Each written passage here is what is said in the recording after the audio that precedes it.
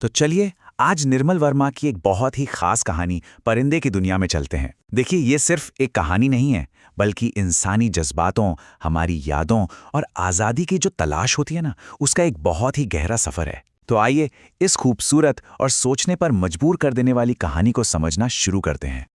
कहानी की पूरी आत्मा, उसका पूरा दर्द शायद इसी एक लाइन में छिपा है, इंतजार। पूरी कहानी इसी एक एहसास के इर्द गिर्द घूमती है। एक ऐसा ठहराव जहां वक्त जैसे जम गया हो और लोग बस अपने गुजरे हुए कल में, अपनी पुरानी यादों में सांस ले रहे हैं। चलिए इस एहसास को और करीब से महसूस करते हैं। तो कहानी की शुरुआत होती है एक पहाड़ी हॉस्टल से। माहौल एकदम खामोश, उदास और धुंध में लिपटा हुआ है। लेकिन ये सिर्फ एक जगह नहीं है, आप यूं समझिए कि ये खुद एक दिमागी हालत है। एक ऐसी कैफियत जहां वक्त मानो थम सा गया है और वहां मौजूद हर शख्स अपने अतीत में जीने के लिए मजबूर है। और इसी माहौल के बीच में है कहानी की सबसे अहम किरदार, लतिका। वो एक लड़कियों के हॉस्टल की वार्डन है। ऊपर से देखने पर तो लगता है कि वो अपने काम में, अपनी जिम्मेदारियों में पूरी तरह डूबी हुई है, लेकिन असल में वो अपने ही अतीत की दीवारों में कैद है। उसकी जो बाहरी खामोशी है ना, वो उसके अंदर चल रहे तूफान को छुपाने का एक पर्दा है। तो अगर हमें इस कहानी की गहराई को समझना है तो सबसे पहले लतिका को समझना होगा। वो एक ऐसा किरदार है जो आज में नहीं बल्कि अपनी यादों में जी रही है। उसका हर एक लम्हा उसके खोए हुए प्यार की याद से बंधा हुआ है, और यही बंधन, यही कैद उसे आगे नहीं बढ़ने दे रही। यहां देखें, लतिका की जिंदगी के दो हिस्से कितने अलग हैं। एक तरफ है उसका अतीत जो प्यार और उम्मीदों से भरा हुआ था, एकदम रोशन, और दूसरी तरफ है उसका आज जो अकेलेपन और एक कभी न खत्म होने वाले इंतजार की धुंध में खोया हुआ है। और इन दोनों के बीच एक ऐसी खाई है जिसे वो चाहकर भी पार नहीं कर पा रही। लेकिन जानते हैं, लतिका की ये जो लड़ाई है ये सिर्फ उसकी अपनी नहीं है।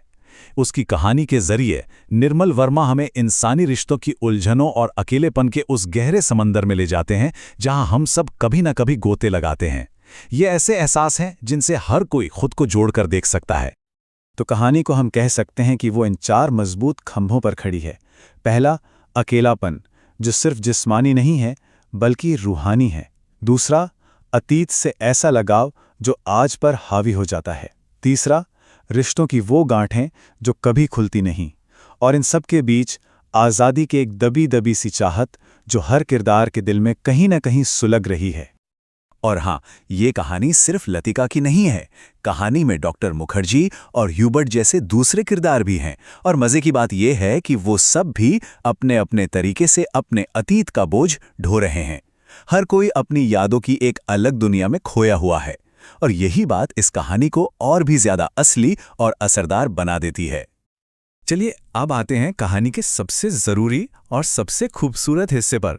कहानी का नाम, परिंदे। ये सिर्फ आसमान में उड़ने वाले पंछी नहीं है। असल में कहानी का पूरा मतलब, उसकी आत्मा इसी एक लफ्ज में छिपी है। तो ये परिंदे आखिर हैं क्या? असल में ये प्रतीक हैं।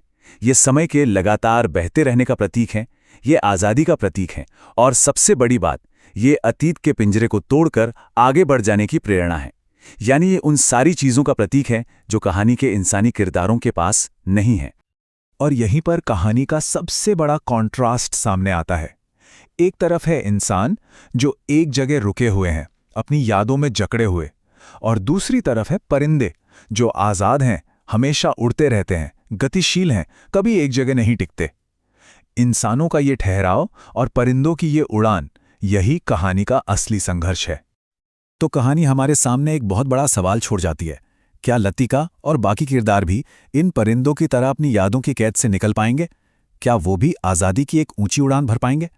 ये सवाल कहानी खत्म होने के बाद भी हमारे जहन में घूमता रहता है। तो आखिर इस पूरी कहानी से निर्मल वर्मा क्या कहना चाहते हैं? इसका निचोड़ क्या है? ये सिर्फ एक उदास कहानी नहीं है, बल्कि इसके अंदर जिंदगी का एक बहुत गहरा फलसफा, एक बहुत गहरी सीख छिपी हुई है। कहानी इशारों में बताती है कि आज़ादी तक पहुंचने का रास्ता शायद इन 3 कदमों से होकर जाता है। पहला, अपने अतीत के दर्द से भागना नहीं बल्कि उसे स्वीकार करना। दूसरा, इस सच्चाई को समझना कि जिंदगी परिंदों की तरह ही है, वो आगे बढ़ती रहती है, किसी के लिए नहीं रुकती। और तीसरा, जो सबसे मुश्किल है, आज़ादी को चुनना। हमें खुद ये फैसला करना पड़ता है कि हम यादों की कैद से बाहर निकलना चाहते हैं। तो सबसे बड़ी और सबसे अहम बात जो ये कहानी सिखाती है वो ये है कि सच्ची आज़ादी अतीत को भूलने में नहीं है, क्योंकि कोई भी अपनी यादों को मिटा नहीं सकता। नहीं, असली आज़ादी तो उस दर्द को, उन यादों को स्वीकार करके उनके बावजूद आगे बढ़ने की हिम्मत जुटाने में है। यही परिंदे का वो संदेश है जो हमेशा जिंदा रहेगा। और जाते जाते ये कहानी हमें अपने अंदर झांकने के लिए मजबूर कर देती है। हम सब अपनी अपनी जिंदगी में किन यादों के बोझ तले दबे हैं, हम किन बातों के कैदी बने हुए हैं, और सबसे बड़ा सवाल, क्या हम भी उन परिंदों की तरह उस बोझ को स्वीकार कर एक नई आज़ाद उड़ान भरने के लिए तैयार हैं? इस सवाल पर सोचना जरूर बनता है।